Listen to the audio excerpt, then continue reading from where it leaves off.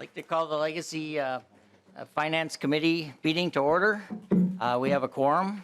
Welcome, everyone. I'm quite excited to get back together and together in person. How exciting is that to see everyone and to be with everyone? I think we're going to start with introductions. So I guess I'll start. I'm Chair Lilly, and I've been lucky enough to be on this committee for a few years. And I'm quite excited. It's the speaker likes to tease legacy people that we're in this happy place, and we get to do a lot of good things. And she's not wrong. We are really lucky to be stewards of this this money that was approved by the voters in 2008, and it's grown. It's quite a large number, as we're going to hear today, and we can do some really amazing work with other areas that are, other work that goes around the Capitol in conjunction with them, and then even on our own. And the four funds are amazing, that they touch all of Minnesota, as you'll find out if you don't know already. And I hope you were able to do a little homework. And I hope that you're intentional about asking why you're on the committee and why you wanted to be, because there is some incredible work that we're able to do all over the state. And I pretty much like all areas of the fund. I guess I asked everybody to kind of describe a little bit about themselves. And I happened to get outside a little bit on our parks and trails. And I'm very much interested in the arts part of Minnesota that is in our funds. The only mistake I made is I raised a musician daughter.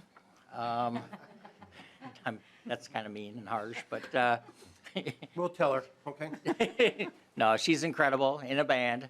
That's, as a father, she's kind of in between you.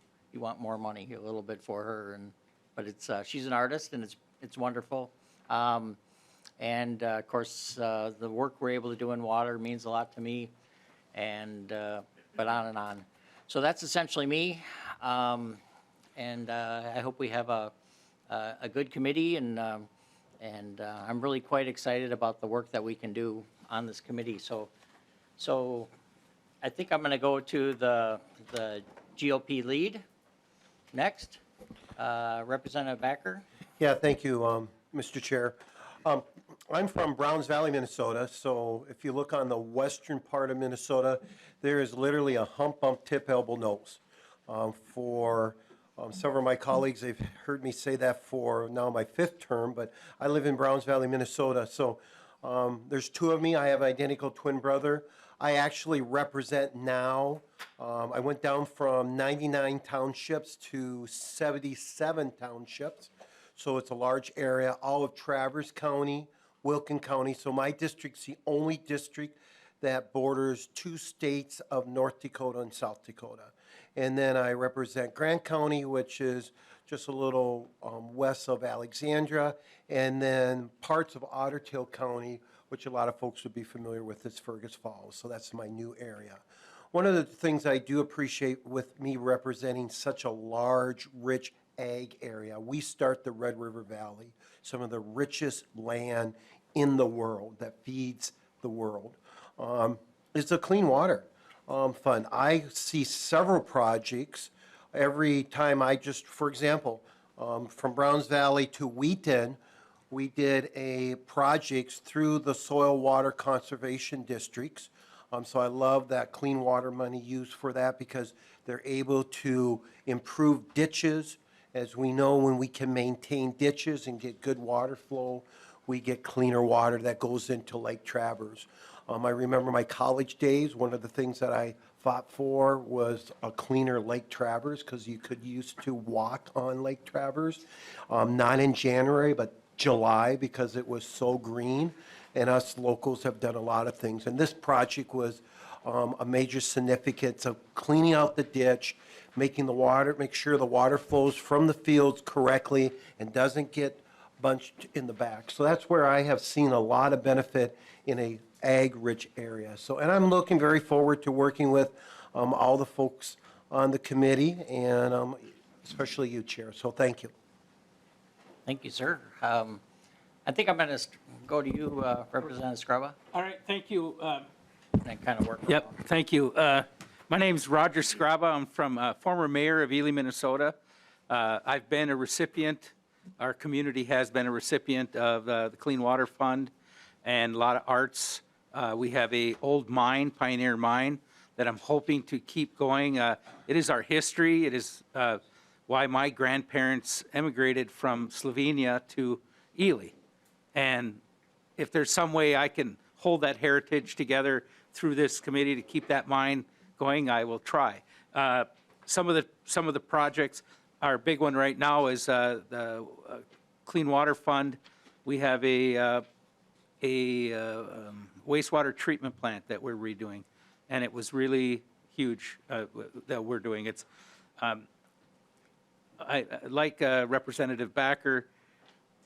Actually, I think I also border 2 states, Michigan, Isle Royale, and Wisconsin, but it's through Lake Superior. But I don't know. But I also have Ontario, so another country. But we share a lot of this legacy amendment. I won't say it was meant for northern Minnesota, but a lot of northern Minnesota benefits from it. So and I live there, so I use it, but a lot of people come up, and I want to continue to try to keep this same, what we're doing with this money to keep our culture and the way we like to portray ourselves to the rest of the state. So with that, I need to say the other communities. I have the largest physical district to represent in the state of Minnesota. It's, from Lake Superior to just about Lake of the Woods, from International Falls to Two Harbors and everything in between. And Silver Bay, Grand Marais, International Falls, Little Fork, Big Fork, Northome, Tower, Lutsen. These communities all have benefited from this committee. So at some point, we're going to see some more of those folks here. And I look forward to representing them and working with you all. Thank you. Thank you, Representative. And with many of us are lucky enough to be on Chair Lee's committee and have toured every corner of the state, including your district, thoroughly, right? Yeah. Representative Farr. Thanks, Chair Lilly. So Brian Farr, I represent District 22B, which is a little bit of Scott County, most all of Lesueur County, one township in Rice County, and then some of the northern parts of Blue Earth County. So start in Jordan at the stoplights in 169 and go down to St. Clair, Minnesota.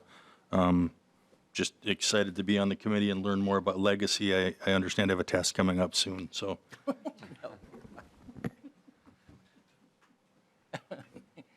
Representative Heitzman. Thank Welcome you, back. Mr. Chair. I represent the Brainerd Lakes area. Have done that for 4 terms. This is my 5th. And my primary interest in this committee goes back to a bit of a memory. We all were around when the Legacy Amendment was on our ballot. In Brainerd, I remember walking into the Gander Mountain store with a big sign in front that said, "Sportsmen vote yes." And I'd like to continue to remind folks coming to the committee and folks on the committee that it didn't pass by a large margin. And I'm always going to be advocating for those folks that were led to believe that the constitutional amendment was going to benefit them directly in some way. And when we start getting around the edges of that, I would like to remind folks that it should directly benefit those that supported it. And so that's the focus that I think that the committee needs to have, and glad to be a part of that process. Thank you, Mr. Chair. Thank you, Representative Heitzman. We're just going to go around to Representative Lee, and then we'll get to do some. Thank you, Mr. Chair, for the opportunity to introduce myself. Representative Fu Lee from District 59A, North Minneapolis. How the legacy funds have touched my district or the city of Minneapolis is too numerous, but I had the opportunity to visit a recipient of one of the arts grant, Hopewell Music in North Minneapolis, where they tried to bridge the gap between music education and a lot of our residents, mostly residents of color, who may not have the means to get arts programming, music programming on the north side. So I really appreciate the efforts that the legislature have put into the Arts and Cultural Heritage Fund. And I think, my interest in serving on Legacy, having been here for 4 terms now, is the intersection that we have with bonding, like you mentioned, especially our Parks and Trail. And I think that there's a lot of work that we could do that overlap with each other. And so I'm really looking forward to working with you and the committee and making sure that we make smart investment so that we could add on to that in capital investment. Thank you, Mr. Chair. Thank you. Representative Vang. Thank you, Mr. Chair. Is my mic working? Okay. I'm Samantha Vang. I represent the Brooklands. This is my 3rd term and my first time on this committee, and already I can feel like this is one of the more exciting committees to be on, so I'm happy to be here. And, not a lot of people know this, but as a kid growing up, I was part of one of the few Hmong dance group back then, and so to see that what more we can do with the Arts and Cultural Heritage Fund is very exciting, and I look forward to exploring more of that. Representative Finke. Good morning. Thank you, Chair. Thank you for having me on your committee. My name is Representative Lee Finke. My pronouns are she, her, and I represent District 66A, which is St. Paul, where I live, Falcon Heights, Lauderdale, and a portion of Roseville. I'm very excited to be on this committee. Just by way of introduction, I am a filmmaker. I am an artist. I'm very excited to be a part of our ability to make sure that everyone is receiving funds who can. I also, when somebody asks me about Minnesota politics, I always tell them about this ballot initiative and that we, as a state, funded the things that make our state what it is. So, parks and trails and water and sports, and everybody should be benefiting from the work that this does, because this really is what makes our state our state. Representative Cha. Yes, I'm Ethan Cha, representing Woodbury 47B district, and I'm here, and my area interest is, of course, is clean water for East Metro cities, and so I'm here because of that. But I just want to share my experience as, we're looking here at preservation of wetlands and just wildlife. As a cattle rancher and a farmer and a horseman, the preservation of our wildlife and our lands is very important to me, And when it comes to parks and recs, I was a refugee. I grew up here in Minnesota, and we didn't have iPhones and internet back then. And so what we utilized was all the parks and recs to, its best utility. So I'm very happy to be here with you, Lily. And I heard you were going to be the chair. That's why I'm here. Thank you. Hope I live up to that. Representative Hurd. Good morning. Good morning, Chair Lilly and committee members. I'm Kali Vang Her, and I'm a state representative in 64A, which is St. Paul. And the easiest way to remember it is, instead of naming all my neighborhoods, I represent the governor and where he lives on Summit Avenue. So that's my district.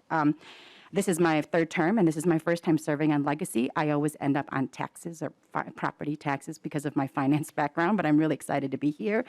And I'm here because all of the issues that Legacy touches is a core part of who I am as a person. The arts actually raised my children, who've been in theater and production since they were 4 and 8 years old, and they've performed all over the state. We also, as a refugee to this country, Representative Cha mentioned, we did not have the privilege of being able to participate in arts and culture. And so we really relied on the public programs that were available to us. And I feel like that is what actually helped me be a well-rounded person to get me to the place that I am today.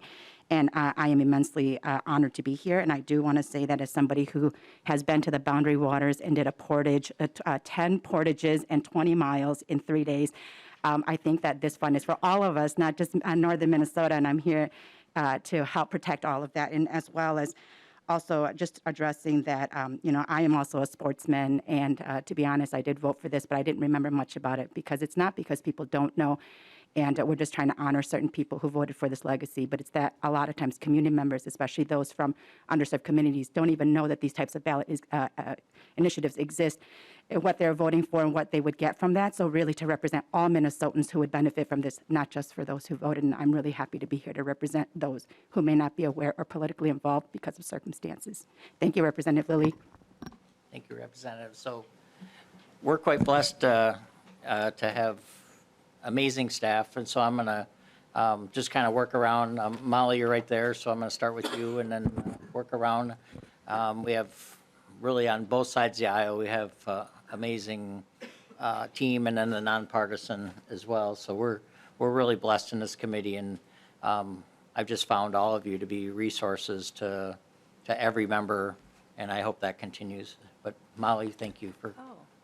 Well, thank you so much. I'm Molly Peterson, and I am in DFL Caucus Research, and this is a very near and dear committee to me. I've been working on this since 2004, including trying to get it on the ballot and get it passed. And, Representative Heinzman's story is very similar to a story I have, where I went to do visibility on Election Day in 2008, and I went to a polling place, an area that was a lot of very new Americans, very new people who had just become residents of Minnesota.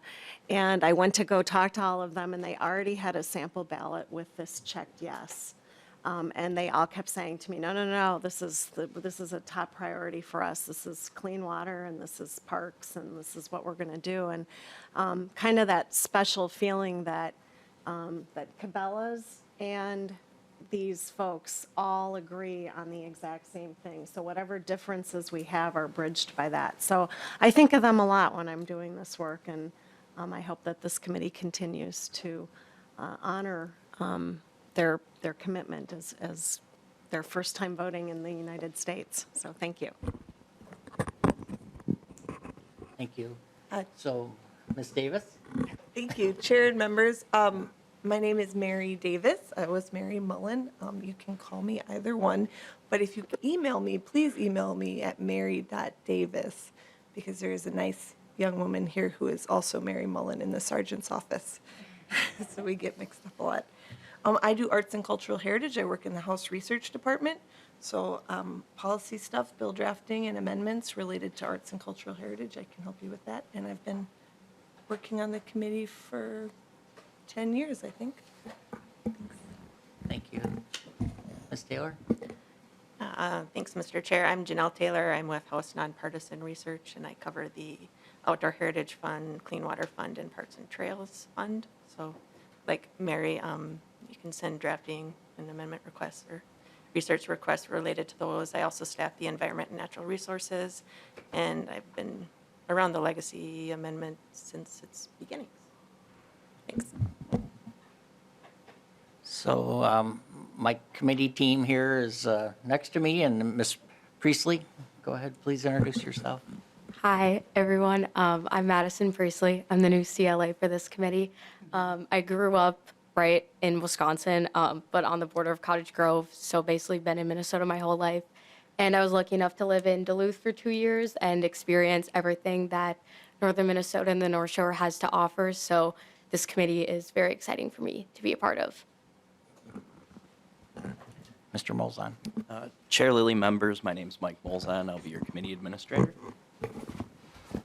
Mr. Hagemeyer. Mr. Chair, I'm Brad Hagemeyer with the Nonpartisan House Fiscal Analysis Department, and I have covered the Environment and Natural Resources area as well as the Legacy Committee, but I covered the three, the Clean Water Fund, the Parks and Trails Fund, and the Outdoor Heritage Fund. And Ms. Roberts and I have, Ms. Roberts has done the Arts and Cultural Heritage Fund in the past, but I think we'll be kind of sharing that a bit more this session.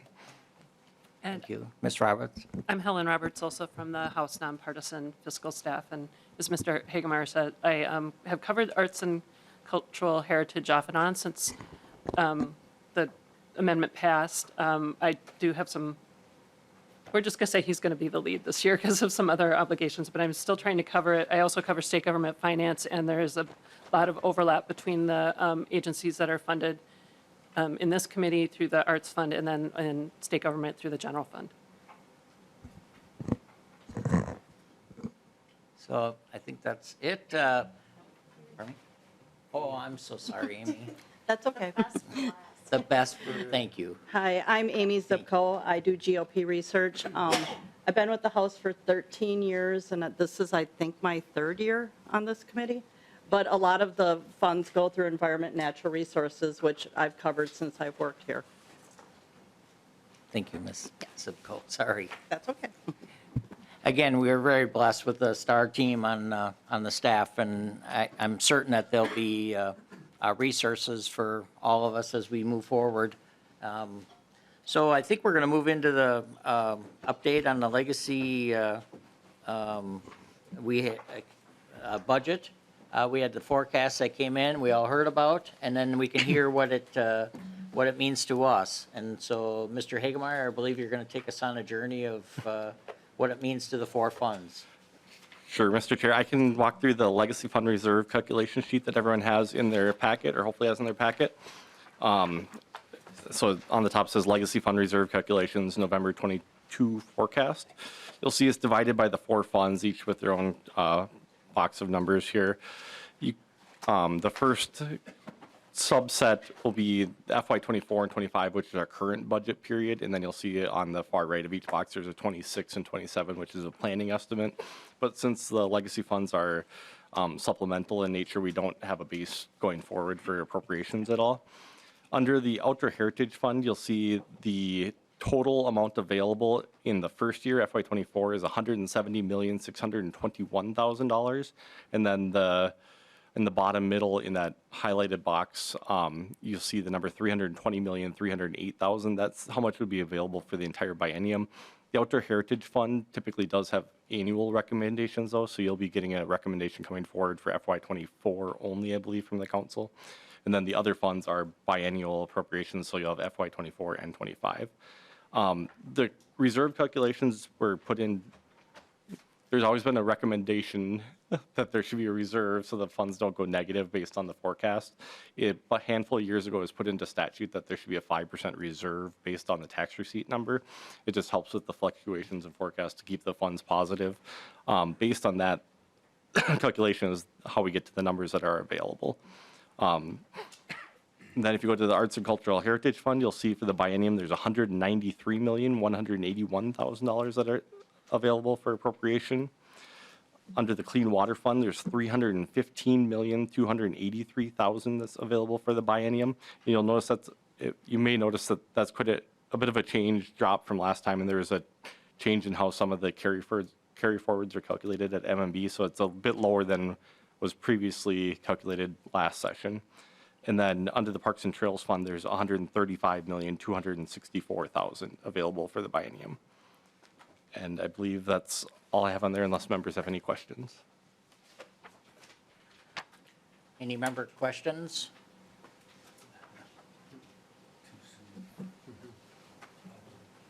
Representative Her.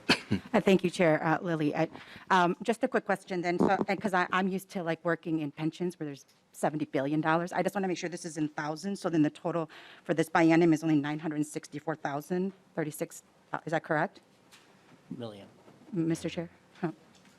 Mr. Hagemeyer. Mr. Chair, Representative, it is in thousands, sorry, on the bottom of the little notes, it does say all values in thousands, so it's $964 million is available for the biennium.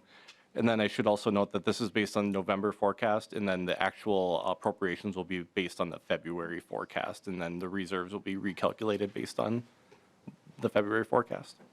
Thank you. Representative Eng. Thank you, Mr. Chair. I was wondering if you can explain what makes the change into the fiscal year 2026, 2027, and what's the difference of that? Mr. Hagemeyer. Mr. Chair, Representative, I'm assuming you're just questioning how the number is so large in the future years. It's just based on how this spreadsheet is set up. Right now, there are no appropriations or no base appropriations because they are supplemental in nature. So until the legislature acts and appropriates funds, I don't show any expenditures on here yet. So once the expenditures occur or get added in here, then those future years will be reduced by that same amount of money. So right now, the calculations are just assuming a 5% reserve going forward, and then all that money's building up because we only do annual appropriations and there's no base. So in effect, there'll be similar amounts each year, but until there's an appropriation made, that's how they're calculated. Thank you. Mr. Hagemeyer, I have a quick question on the Clean Water Fund. Is there something that's going on there? I keep hearing about like $20 million is missing or something weird. So I just want to get to the bottom of this. Mr. Chair, yeah, that's why I kind of mentioned that the number was lower than what you may have seen last session. It was how MMB was calculating some of the carry forward money that was appropriated. I think previously they showed some money that in last session in the February and November of 21 forecast, they were showing some money that canceled, which still had appropriation authority on it. So they took those cancellations and put them back how they should be calculated. So it was about a $20 million difference in what you were seeing last session compared to now for some money that still had appropriation authority existing on it. Any other member questions? Representative Hur. Sorry, Mr. Chair, one more question. No, it's okay. So for those of us who haven't been on this committee before, would it be possible for us to maybe just get this from the maybe two previous bienniums so that we could see the change over the different bienniums? Would that be possible? Mr. Hagemeyer. Mr. Chair, Representative, I can get you something. It changes with every forecast, the amounts that's available and how many appropriations are made, but I can give you a historical reference of how the tax receipt number at least, because they get complicated with the cancellations and availability of appropriations and things, but I can give you the appropriations and the tax receipt numbers historically. And Representative Hur, we could send out to all members how we've, how we spent the money the last few bienniums. That actually might be helpful for everyone to see what previous committees have done and the choices that have been made. So, Representative Farr. Yeah, thank you. So, Mr. Hagemeyer, are there earnings in these dollars? Are they, and how much would that be? Mr. Hagemeyer. Sure, Mr. Chair, Representative. I'm assuming you're thinking investment earnings Right. of some kind. Yeah, it depends on the fund. It's just held in the state treasury, and most of them have appropriations on them, but the money is still sitting there, so it gets a rate of return, but it's kind of small. It's not invested as like at the State Board of Investment where you get a higher rate of return. But you'll see under each of the boxes, the third line down is investment income. So under Outdoor Heritage Fund, it's about $2.5 million a year. And then under Arts and Cultural Heritage, it's $157,000 per year. And some of these, it depends how much money is actually sitting in the account in the fund at a certain amount in point in time. Arts and Cultural Heritage, Parks and Trails, they kind of get spent faster. Outdoor Heritage, a lot of their appropriations have quite a few years that they're available for, so they have a bit more balance sitting there, so it gets a little bit more. But it's not invested as, like SBI, where it gets a high rate of return. Good question. Representative Heitzman. Thank you, Mr. Chair. There's a lot of new members on the committee, Mr. Chair, and just clarification, something that I wondered on day one, and I'm going to go ahead and ask today. There's recommendations that come to the committee in all of these subject areas that we're seeing on the spreadsheet. Is this committee a rubber stamp, or can this committee change those recommendations? Representative Heitzman, you've been around the building for a while, and I think that's up to this committee to figure out how we're going to move forward on what is before us. I would challenge people, and I was actually going to be part of my closing speech, is we are all new members. Representative Murphy's not here. Representative Erdahl's not here. Basically, you and I are the only returning members, I believe. And I think looking around the room, I think everybody needs to be aware that they need to sell their product. We've been funding a lot of areas. I think many of them, if not all of them, are good. But they need to step up and really be accountable and present bills and to really make an effort to say why we're funding in particular areas. So I guess that's a longer answer than and I'll probably dig in more at the end of the meeting, but I think it's a very good question. We have a lot of new members, and I think everybody needs to step up their game and just say, why why they're getting the money, what they've done with it, and then why they should get it in the future. Thank you, Mr. Representative Heitzman. I appreciate that. I think that there is somewhat of an expectation from a number of those that come to the committee that this committee will somewhat automatically approve whatever recommendation comes. But, we really do have a responsibility, I believe, to be a backstop. And ultimately, it is the legislature decides how these dollars are spent, if they're spent.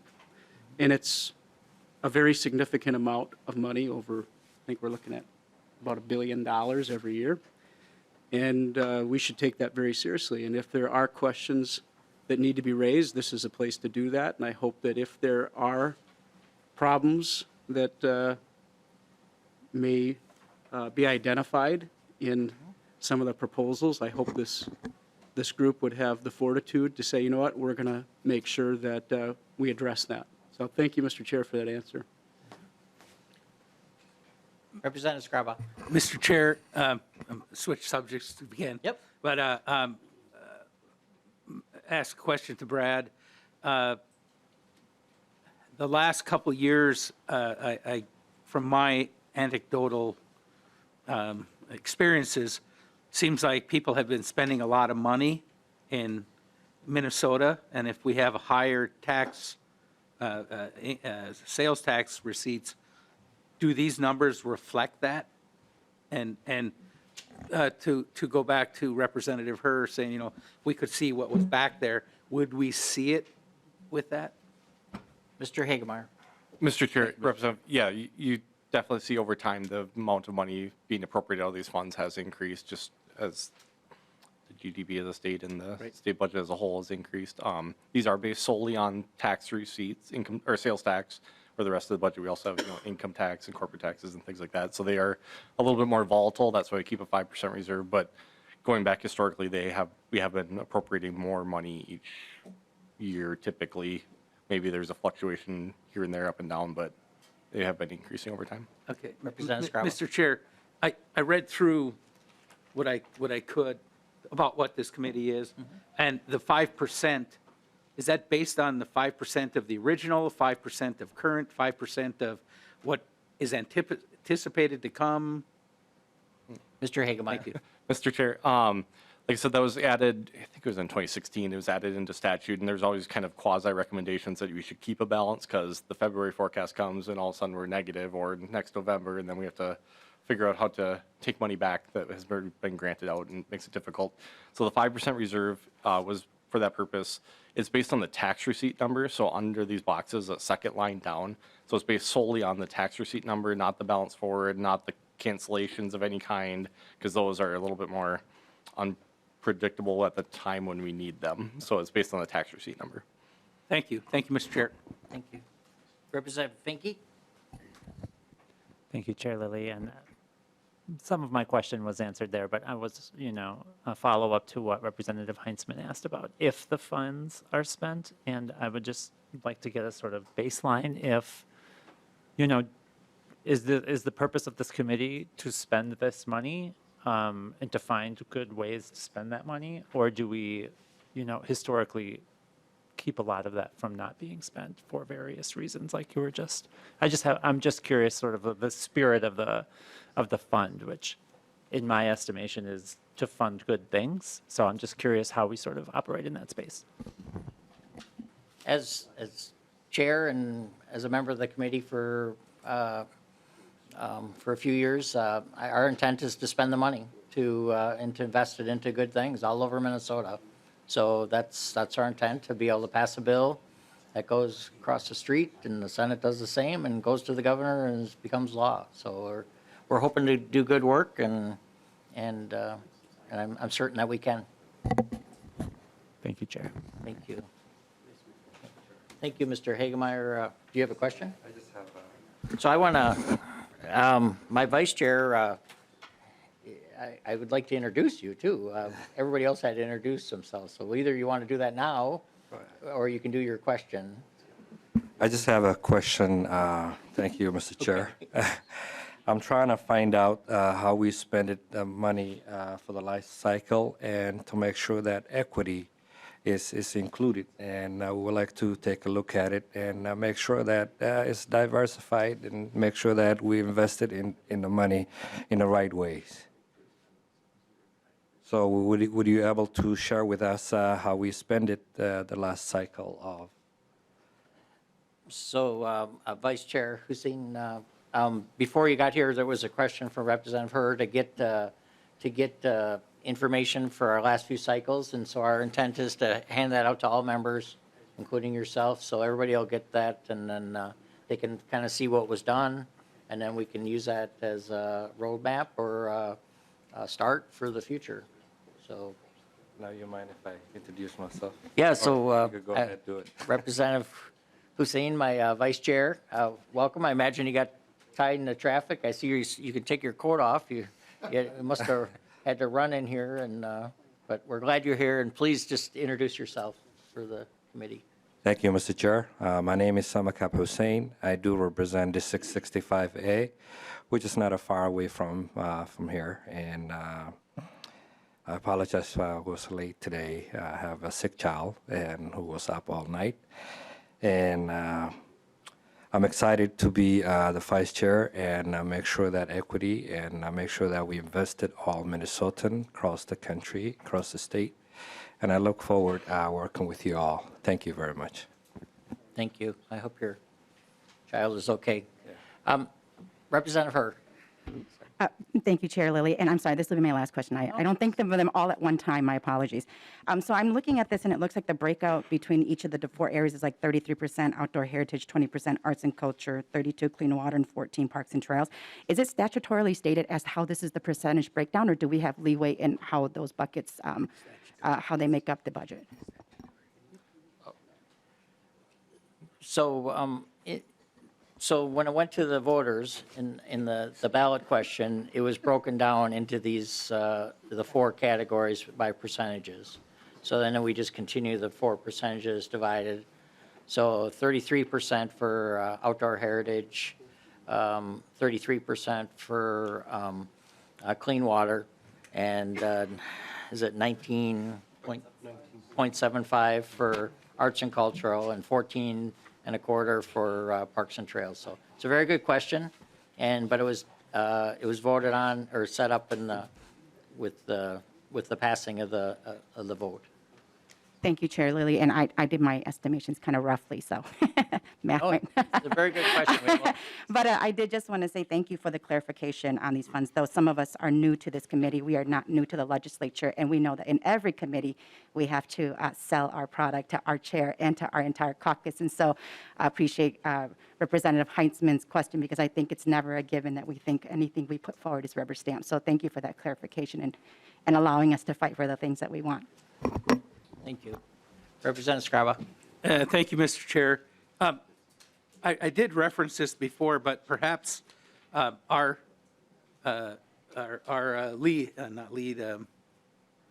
research gave me this packet, and I can tell you, if everyone had it, it explains everything so perfectly, the percentages, where it came from, how it got here.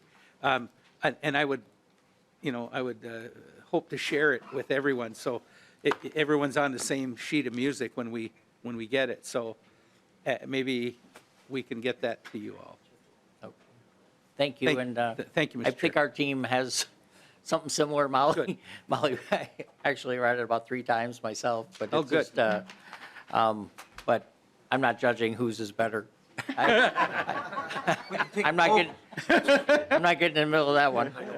Take a vote. So, well, thank you, everyone, and thank you, Mr. Hagemeyer, for, again, I just want to keep repeating this. Our staff, nonpartisan staff especially, is just really there for all of us to ask these questions. And so if you can either knock on their door, or well, maybe they don't want it, I don't know. But they're always available, and we're so blessed. So I think we're going to switch gears here, and then 1/3 of our fund is in the outdoor heritage area, And so we're going to have Mr. Johnson, are you ready to come forward? So each fund has a little different setup. So the outdoor heritage area has a council, and they've been meeting all year. And there's members, I believe Representative Heitzman and former Representative Eklund were voting members on the committee. There's 12 members.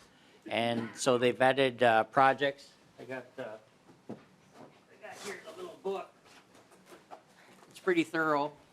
I asked for a copy because former Representative Green always wanted a copy. So I'll offer this to anybody that wants it for their evening reading or whatnot.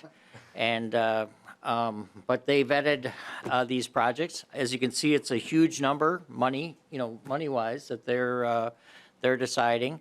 And but they put a lot of good research into doing it, and then they put together a package, and I believe it passed 12-0. And then they had another meeting where they met and decided what to do with the surplus, or with the new forecast number, and it was an additional 21 million or something that came in, and they decided how to allocate, and I'm hoping that you'll talk about that. And so these are recommendations that come from the Lessard-Sams Council. And again, Mr. Johnson and his team are available to all of us. They're actually, he can tell you where their office is. It's right on the ground level. So instead of going to the tunnel to the Capitol, you take a right, and you can just knock on the door, and anytime, and he's available for questions. So, Mr. Johnson, thank you very much for coming, and go ahead when you're ready, sir. Mr. Chair, members, thank you for having us here to present. My name is Mark Johnson. I'm the Executive Director for the Lessard-Sams Outdoor Heritage Council. And with me is the Assistant Director for the Council, Joe Pavelko. We'll be splitting up this presentation a little bit. And I'm sure you'll have more questions for us, but like the Chair said, we are always available to come to your offices, meet with you, provide you more information. We are nonpartisan staff, so we're here to help. And we just act on behalf of the Council as well, help the Council. On the slide presentation in front of you, we'll jump through that, but I'm going to take you back in time a little bit, and some of this you've already gone over with your questions, but if we go back to November of 2018, the voters of Minnesota voted upon ourselves a new constitutional amendment called the Clean Water, Land, and Legacy Constitutional Amendment. And that amendment has a 25-year life. It expires in 2034 unless it's renewed.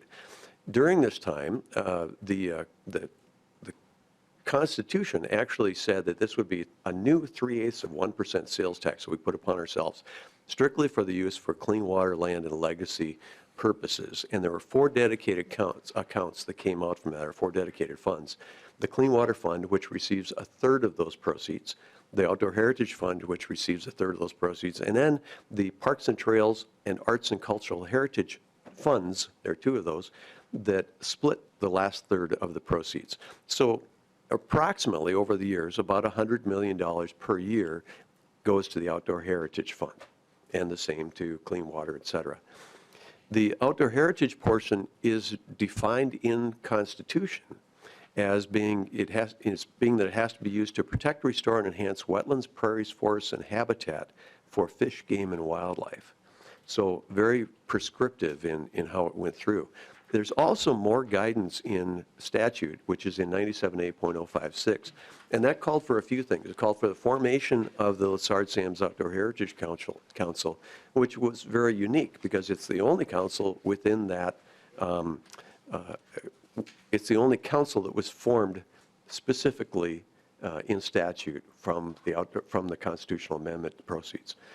It's part of the legislative branch. As I said, we're nonpartisan. It has the direction to make funding recommendations to the legislature. We do not appropriate. The council makes recommendations for those appropriations to the legislature, and the council vets the programs, et cetera.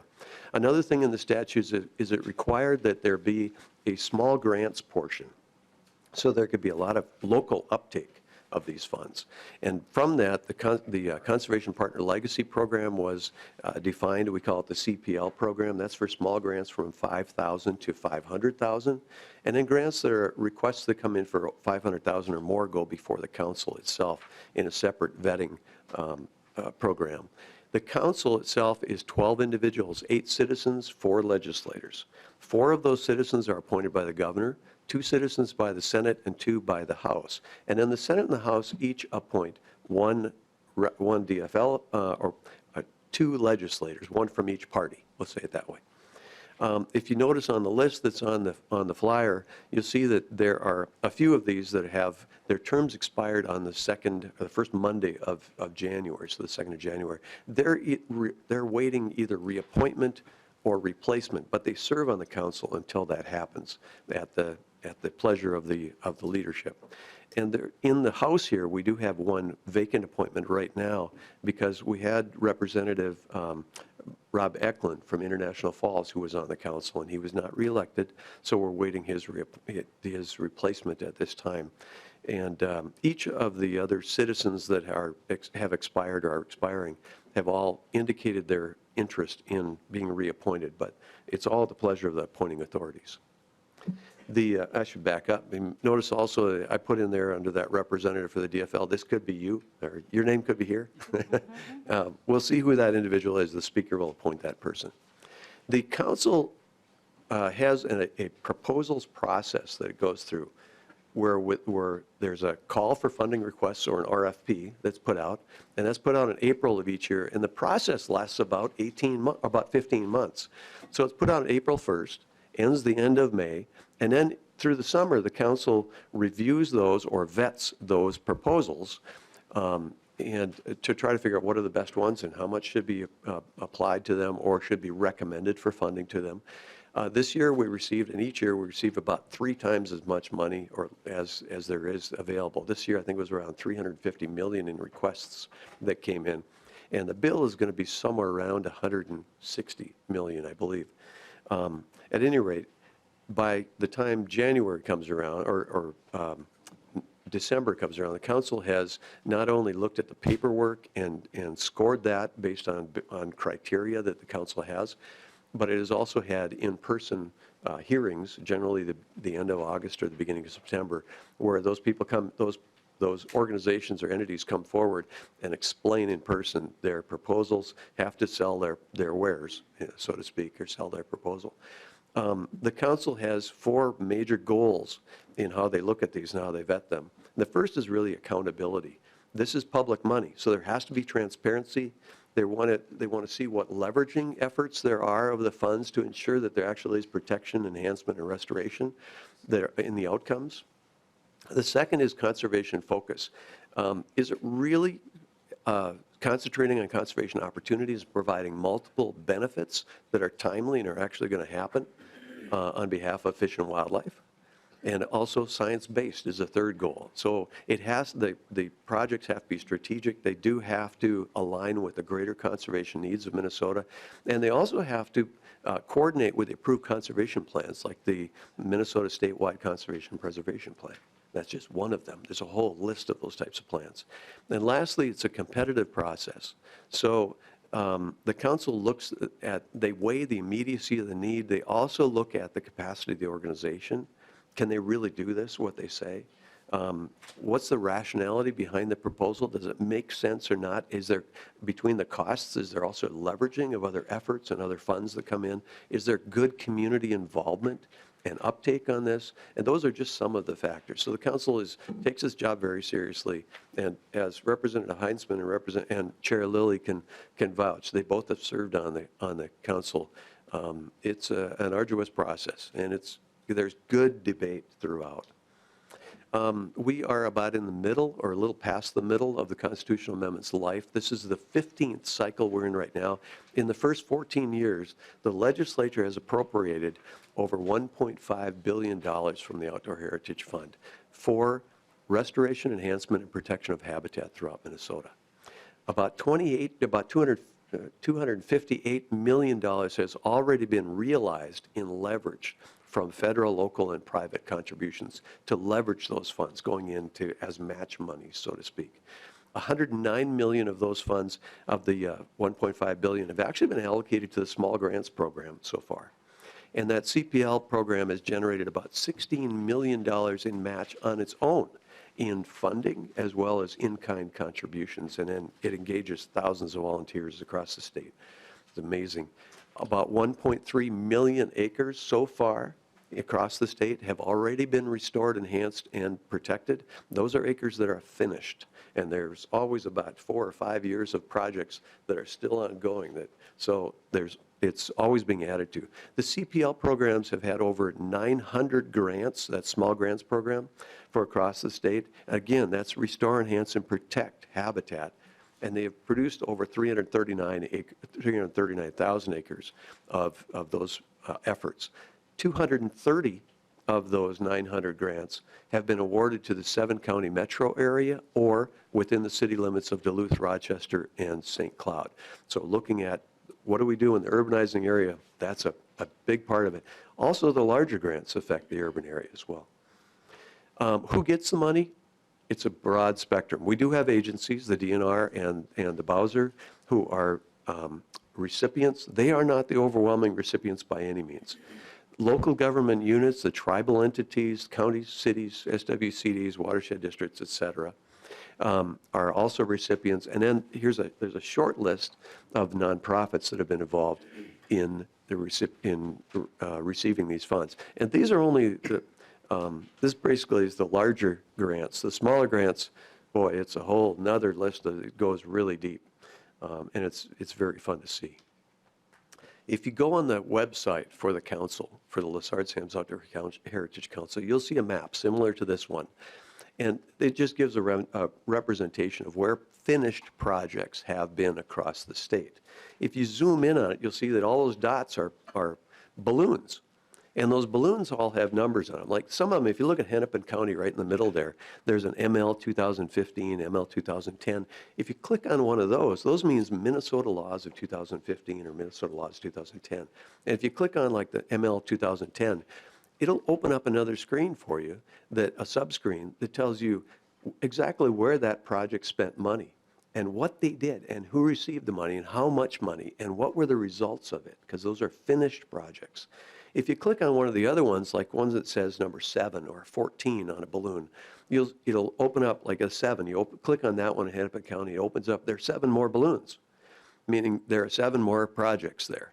And each one of those you can click on and see that same type of information. So again, we're trying to give more information. By the way, I should apologize. This is an old map. This is probably a couple of years old, so there's lots more balloons on the map. Every couple months, there are more coming on of finished projects. And with that, Mr. Chair, I'll hand it over to Mr. Pavelko to continue with the on-ground work. Thank you, Mr. Johnson. I really do value that that you're so detailed like that, that your information's readily available and that you've made a strong effort to know where each dollar is going. That's just, it's a great example for the other funds. Mr. Pavelko.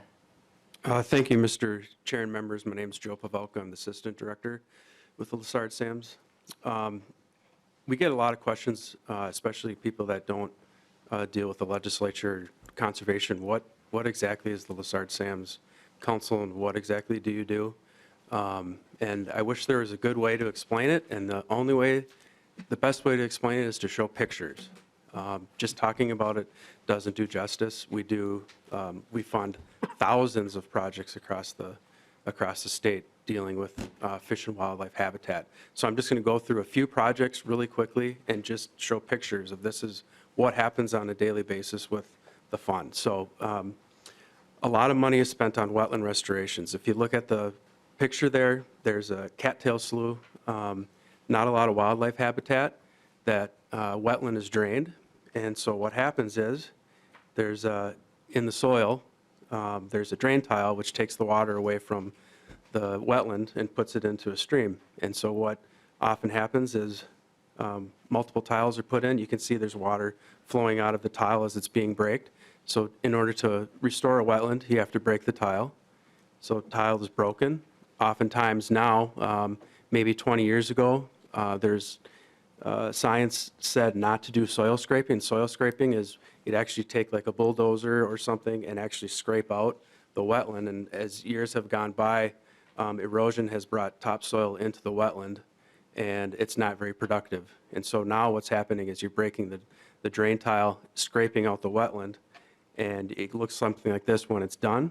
And hopefully, you want something that looks like that with wetland vegetation and open water that wildlife can use.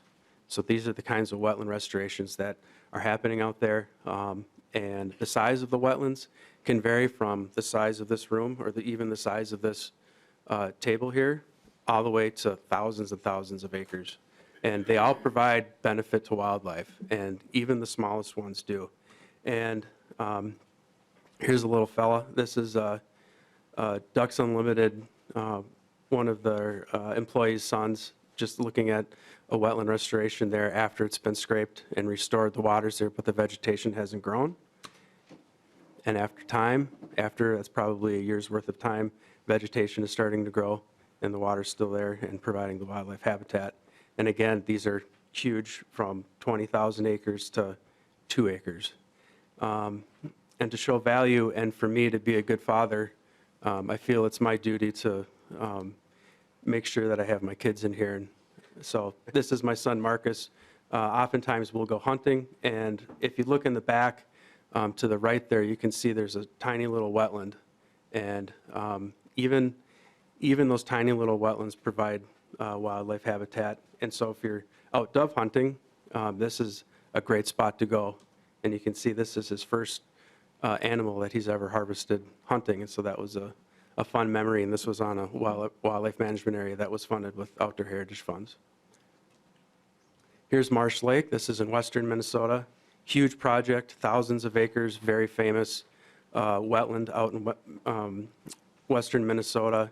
Huge migratory route. There's always thousands and thousands of ducks and geese that use it, but it wasn't functioning very well. So DNR and other partners used OHF money to enhance it. So they built the water control structure on it, and their goal was to draw down the water, which stimulates vegetation growth, and you've seen that in previous pictures.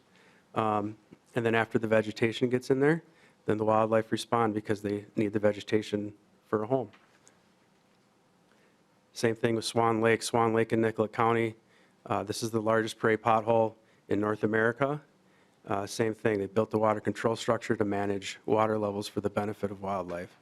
So these are the kinds of projects that are happening. And again, some wetland restorations only need a tile break, and some wetland restorations need a huge construction project like this. So the cost value, or the cost range from $500 to thousands or millions. Here's another picture. This is an aerial photo of the Tiger Lake WMA in western Carver County. This is off of Highway 212, so if you were to take 212 into Eden Prairie and then head southwest, you'd run right into this. Tiger Lake, it's a shallow lake. It's managed for wildlife, and partners are using OHF money to acquire property around it and restore the wildlife habitat. And again, it's the wetlands and the prairie uplands. And you'll just see all the dark spots there inside the red. Those were never there 7 years ago or 10 years ago. That was all either pasture or just field. And now all the wetland restorations have been completed, and there's water out there for wildlife. There's more after pictures. That's what it looks like. So when someone asks, what does OHF do? What does the Lessard Council do? What does this money do? That's exactly what it does, and you can go out and actually see it. Another part of wetland restoration is cattail removal. Cattails are good plants in some instances, but not always.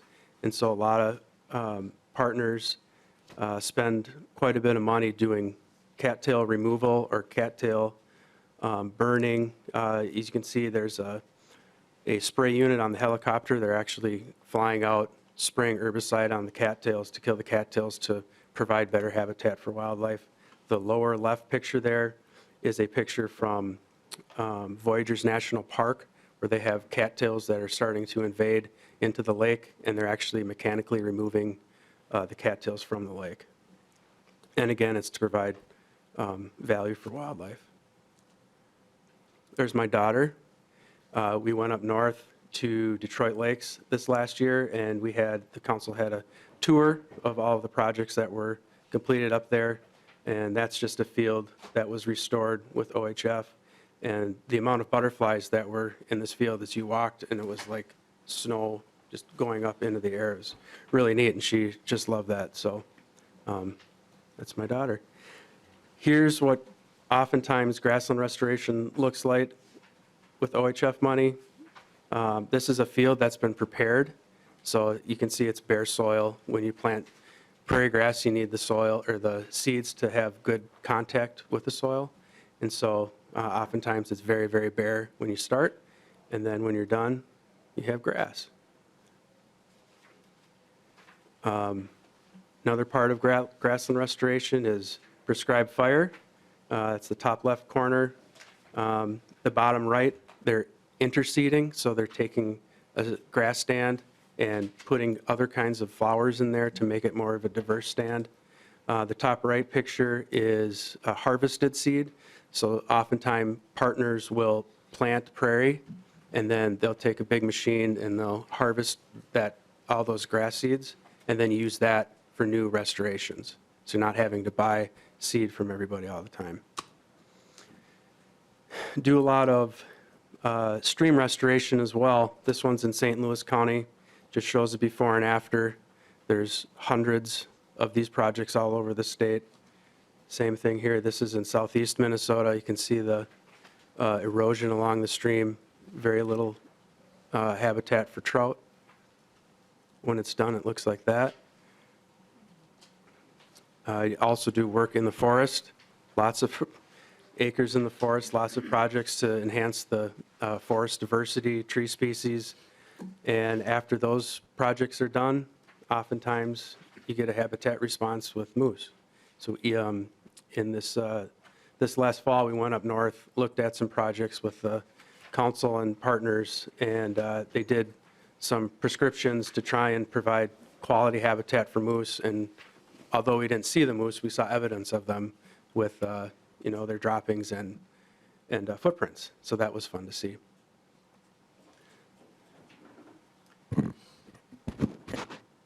And Mr. Chair, if I may continue? Mr. Johnson. Yeah. There's so much to tell that we can't tell it all here. But we wanted to make sure that at least we gave you a taste of it. We also wanted to mention a few other things. First of all, we reach out every year when the call for funding request goes out. That goes out to thousands of outlets, for news outlets, social media outlets, conservation organizations, nonprofits, local government entities, all of the counties, all of the cities, the soil and water conservation districts, the watershed district, everybody. We try to contact everybody. Even when we get out to the vast majority that there are, and we're updating our server list every year, every month, and we're updating our media list every month with social media and whatever it might be that comes in. We also employ an outside entity, another agency that, not an agency, a company that puts our press release and our information out to, again, all of the press outlets, be they printed or television or radio or whoever it is, as well as social media. So we duplicate a bit, but that's okay because we want to get the message out. I personally also send a letter, and you will receive a letter from me probably in February with a link to our call for funding request. And what I do is I ask every one of you in that letter to please think about forwarding the letter on to your constituents or your constituent areas, and all the nonprofits, the local government units, whoever they might be. And then also let me know if you know anybody that you would like me to talk to. If anybody has questions, your constituents or yourselves, we are willing to meet with you and talk with you. We've done days, there was a Representative Sonia Erickson a couple of years ago, before COVID. We had one day where we did 3 different meetings in her district with her. 3 different locations. It was a marathon, but man, it was fun, and we got to a lot of people. And there were grant requests that came out of that, not just for us, but others that went to clean water or went to Environmental Trust Fund or went to Arts and Parks or trails and or Parks and Trails or Arts and Cultural Heritage. So we just try to help make sure that people can find the money, know how to get to it, and if it's not Outdoor Heritage Fund that's applicable, but some other, we try to lead them there and help them make the right connections there as well. Mr. The other thing Johnson, to that point, I really want to commend you. I know that's been an effort the last few years to really to do that. You know, a lot of times members will come to someone on the committee and they'll say, well, we didn't, you know, the certain group did a deal, you know, or you know, they didn't get any money or they didn't know what to ask, and you've really stepped up. So there's a bunch of things that you've done proactively. So as members, it's kind of on our court too to help. So when this goes out, this will go out to all members, and to help if you know someone that hasn't traditionally got money, and they can help navigate, and then they'll help them through the process too. So it's not just you know, here's where it is on the website kind of thing, you're done. They'll actually babysit it. I hate to use that strong of a word, but it works. It's kind of help them navigate how to apply. And then I think the key thing too is sometimes this may not be the fund, Lessard-Sams money. So it may be clean water, or maybe Parks and Trails. So you'll help navigate, and I really commend you. Representative Herr, you have a question? Thank you, Chair Lilly, and I'll make sure to ask them all at the same time, so you don't have to come back to me 10 times. Just a quick question about the grants. Are these one-time grants to an entity, or can they be recurring grants to the same entity? Mr. Johnson. Mr. Chair and Representative, they can be reoccurring. There are many that are phases, and each one of the grants, depending on what they do, will have a life of 4 to maybe 7 years, or if they have federal funds, sometimes longer than that, just because of the availability of funding.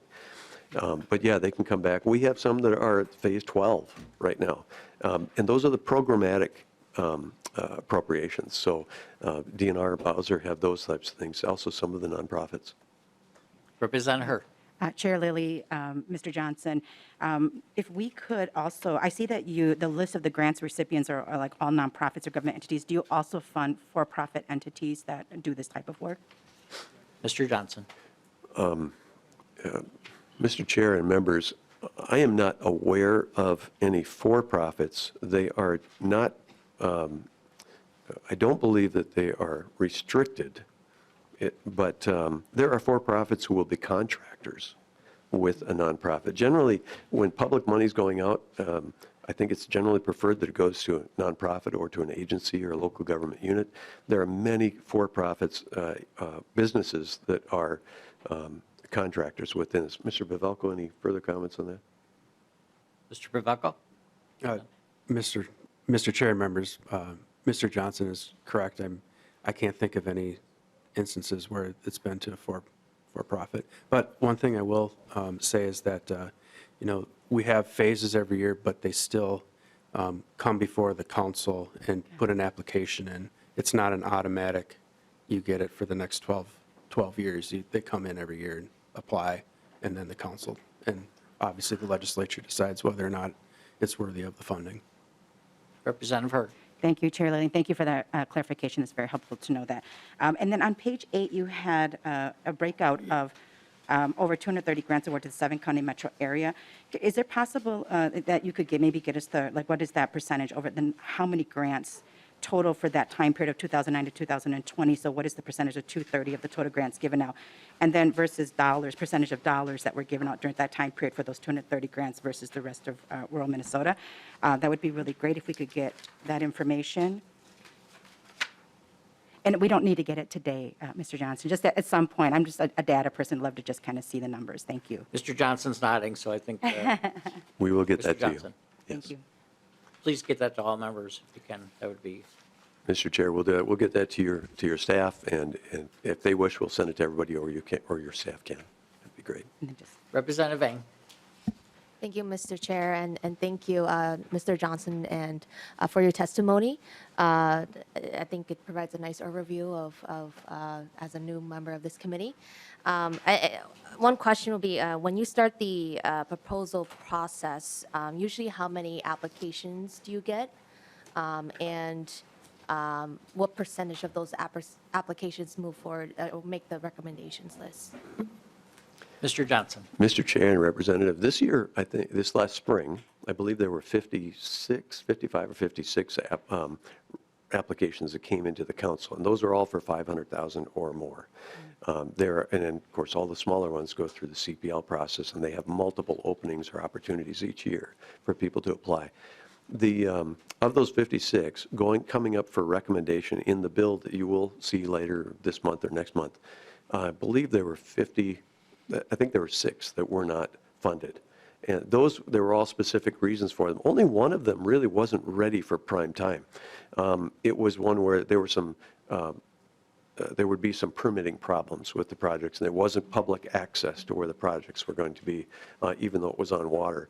So there were some, by digging through the weeds, the council found there were some other things within the vetting. They asked them to go back and look at it again, come back if they can clean up those things. There were a couple that were, 2 or 3 that were recommended to go to the CPL, the small grants portion, because they could actually break it up into phases that fit very well for them and probably was a better fit overall. And then there were a couple, there was one I know that was way up by Carlstead that'll be coming back next year. They were asked to come back. They were not scalable, and very, very few of the requests come in and get what they asked for. This one said they were not scalable. Later thought maybe we could be, but we weren't quite sure. So they were asked to come back next year. Yeah. Thank you, Representative Eng. And Mr. Johnson. Representative Heitzman. Maybe you could tell members too, after your question, because you've been on the council, and just how it works and how thorough projects are vetted and questions that are asked by the citizens and other members, or should be. Thank you, Mr. Chair. I can mention a few things. I do have some more specific questions about the coming recommendations to this body. And Mr. Chair, I would defer to you if you prefer that some of those specific questions aren't asked today. Maybe it'd be appropriate for them to be asked at a later time. But my thought was Director Johnson may want to be prepared to address those more specifically in that setting, and if I brought it up today, it might be helpful, but your thoughts, I can go either way. If you feel it's helpful, I think it would be for the other members. Sure. Just so to kind of give everybody a sense of how we're going to proceed. We had Mr. Johnson come in because it's one of the bigger funds, and then we'll kind of do that with the other areas. But then later on, there'll be bills that'll come through. He'll come back with his proposal, the water projects and arts and cultural. But so we're going to have a few swings at the bat. But I certainly wanted Mr. Johnson in particular to come in early because it's one of our biggest funds. And I think questions, I mean, you know what you're doing. Go ahead. Thanks, Mr. Chair. I appreciate that. I just don't want it to come off as adversarial because it really isn't. I'm just looking towards, I think what we all want is transparency and accountability. The Lessard-Sams, I think I would start off by saying, is a very good process.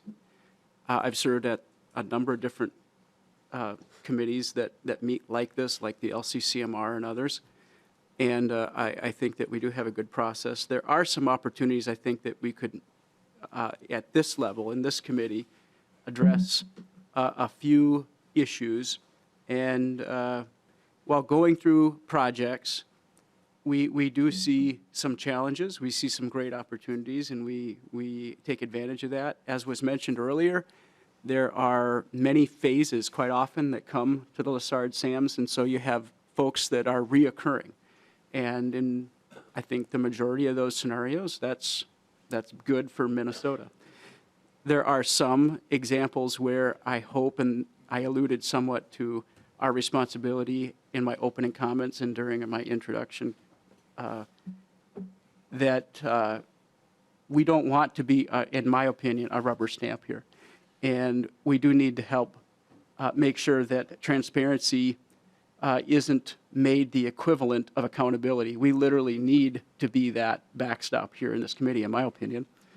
An example of that, I'm just going to quickly mention, and maybe Director Johnson can speak to this at a later date. It might be better and more appropriate then. But, you know, in our last meeting, we had to do what is known as extensions to availability of appropriation. And essentially, there's projects that come with a timeline, right? And if they don't meet that timeline, we have to provide an extension. Some of those projects, I think, are very deserving of that. There's, for example, a worldwide pandemic or discussion of how that effect might affect, you know, be in place in these project areas. But then there's some others where I struggle, and one of them was this Lower Mississippi River Partnership Project. And there was quite a long discussion, and the council is nonpartisan, but you could argue that there are partisan lines.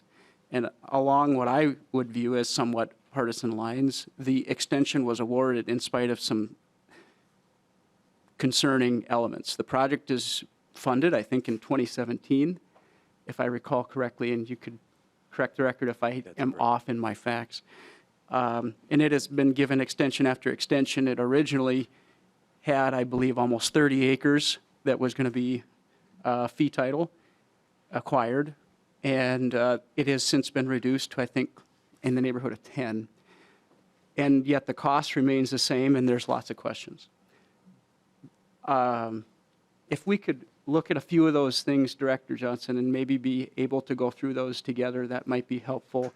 Now might not be the time, but I do want that to be something that's a part of our discussion as we start looking at the next batch of projects coming through, and we could work towards some accountability there if it isn't already present. So that's just one example, Mr. Chair, and I'll have a few others that I hope we can discuss before we just move on when we do have a proposal come to the committee. Thank you, Representative Heitzman. I appreciate it. I value that you'd been on the commission, and I happened to watch the last meeting where they did discuss, and I came into it not really knowing what was going on. I was watching on YouTube or whatever you guys have going there, and which is a great resource to be able to watch, and we all can do that. And I recommend that you do go and watch some of these meetings to get an idea how the projects are vetted. And there was some controversy. The extensions, we did a lot of them, honestly, and you mentioned that in your speech. We did a lot during COVID. I mean, for obvious reasons. And we, you know, we had to. And I don't know the details of this project, and I know there was a divided vote. I didn't get a sense of it being political, but I don't know who's who on the council at this current moment, so maybe it was. I don't know. I'm not questioning you there. Mr. Johnson. Mr. Chair, Representative Heitzman, thank you for the question. We'll dig into that. I'll have the information at my fingertips. What I could ask too is if there are any other questions that people have going into the bill presentation and stuff as we come forward later in the year. If you have a question ahead, do you want to give me a heads up? We'd love that because then we can have more of that information at our fingertips. Otherwise, we try to be as prepared as we can. And sometimes you get the answer you want. Sometimes the data will actually say, this isn't that great. So we love the questions. Thank you, Mr. Johnson. One of the questions, and it didn't come from our members at this time, but I'll get it often, and we do have a lot of new members, and I don't mean any disrespect by this, but and Mr. Heitzman, Representative Heitzman alluded to it about the multiple phases. So I think I saw some phase 15s even or something in there. And so the assumption is that maybe that's not doing good work because it's not a new idea or something. So somehow it would be good for our committee to know, that the work that, is, and maybe, I don't want to name names, but the tall prairie grass is in phase whatever, and then why? And then, because I've looked into some of them and I feel like they're doing good work, but I think there's assumption as well, that's phase 15, what are they doing? So somehow you're going to have answers for that or whatever, right? I mean, anyways, I just throw that out there for all committee members. I just wanted to say, I was looking at here, and there's, for many members, I'm going to pass this around. This is available for everybody to take a look at, but they're really detailed. And, but one of the things that stood out to me is, with the world that's changing, there's a lot of work that is done in, granted, the focus is hunting and fishing, but a lot of this goes to environmental good work, like you showed the pictures of the prairie restoration, the butterfly, but there's also like huge conservation, carbon sequestration or whatever of the, with the prairies, the wetlands, and they said that a lot of these wetlands are some of the best, and you do forest, work in your area. So yes, you get a moose that comes in, but they're also helping all of us getting better air. So anyways, I want to thank you for coming today. And again, say where your offices are, Mr. Johnson, so that members know where you are. Yep, Mr. Chair, if you go, we're in State Office Room 55. So if you go down to the tunnel level, and like you said, just before you go to the Capitol, take a right instead, and we're about the second door down. We're right next to the LCCMR, or Environmental Trust Fund. So we have, we're lucky to have a couple of real outdoors people. We have Representative Heitzman. I know he likes to shoot a few things, but we also have Representative that's like the real deal. So I don't know if you ever have a chance. We have some newer members. If you've ever seen the video of her on the House floor, I think when she talked about her hunting experience, I challenge any of you to match that. So I know I can. But thank you, Mr. Johnson and Mr. Pavelko, and the rest of your team. Mr. Chair and members, thank you very much for this time. So any other further questions from members at this time? I'm quite excited about us getting together. It's an amazing opportunity to be responsible for these funds that were approved by the voters. I would have a little different argument than Representative Heitzman. Big surprise there. But I would say that, they did polling a few years ago, and it continues to be hugely popular with the voters. And for some of the reasons that both sides of the aisle members have mentioned, that they're touching areas all over the state doing good work. But I just want to throw out there as chair that we have a lot of new members, and I really challenge you to really, you're going to have to up your game. You're going to have to, we saw today, I'm just going to say as a chair, I really appreciate what Mr. Johnson does, where we know where like the money goes. Particularly, you can go to a dot and you can click on it, whether you agree with that project or not, but you can say, well, that went to that. And so I challenge people in all our areas of our funds to do the same. I had a presentation this week from the Greater Parks in Minnesota folks, and you can kind of do the same thing. You can go through there and you can see where each dollar. So I challenge my Metro Parks and Trails friends. I want to see where your dollars are going, every dollar. And I want to know that. And, the DNR and the clean water area and in other areas, that all the arts and cultural groups, I expect you to live up to that. It's come up. It's, every meeting last year, it was, we brought up the equity issue. And, across the street, a lot of our presenters were told that they couldn't use they'd have to write 2 speeches essentially. So I don't think that's going to be the case when they go across the street this year.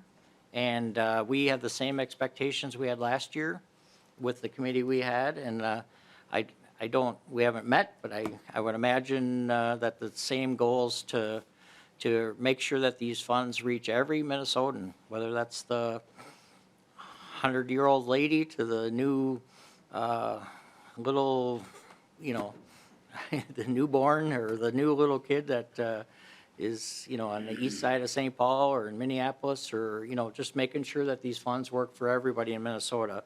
So be ready, be up your game, bring bills to members, and, sell your product. Sell why you need the money, why you've gotten it, why you feel like you should get it in the future. So with that, I thank everybody for being here, and thank you, Mr. Johnson, for your presentation, and certainly thank you to our nonpartisan staff. Everybody really is available. I expect that.